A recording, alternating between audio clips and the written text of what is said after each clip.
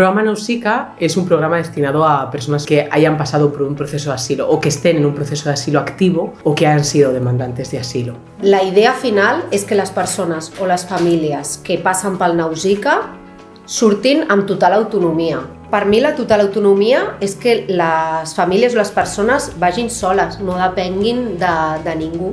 O tinguin una feina o si no la poden tenir pel que sigui, que tinguin els seus propis ingressos, portar el seu propi procés amb independència. Per aconseguir-ho, nosaltres creiem que s'ha de fer un acompanyament integral, no només d'habitatge, sinó també a nivell laboral, jurídic, tema salut, educación. La persona tiene que ser protagonista de su propio proceso, nosotros somos al final meros acompañantes y es dotar un poco de herramientas a las personas para que sean autónomas. Per participar al programa has de complir dues característiques: ser o haver sigut sol·licitant d'asil i encara no haver assolit l'autonomia, amb la realitat que sigui quina vinguis, amb la problemàtica que sigui, amb l'acompanyament que necessitis, i aquí cada persona, cada família és un món. Programes com Nausica són necessaris perquè un procés de regularització administrativa és un procés molt llarg. El programa estatal de asilo tiene los tiempos muy cortos, se queda corto para los procesos de estas personas y en Nausica es como un plus a los procesos de asilo. Poder acompanyar durant aquest temps que es poden regularitzar.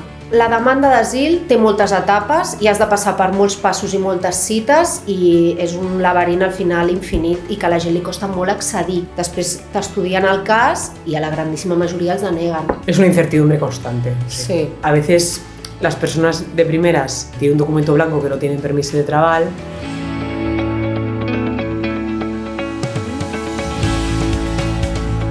Després tenen la targeta vermella, que sí té.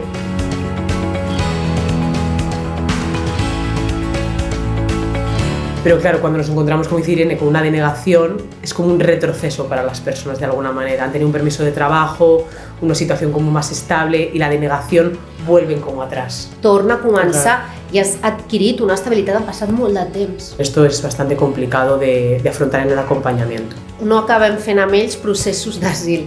Acabem fent altres tipus d'arrelament per regularitzar-los, però igualment l'asil és molt llarg.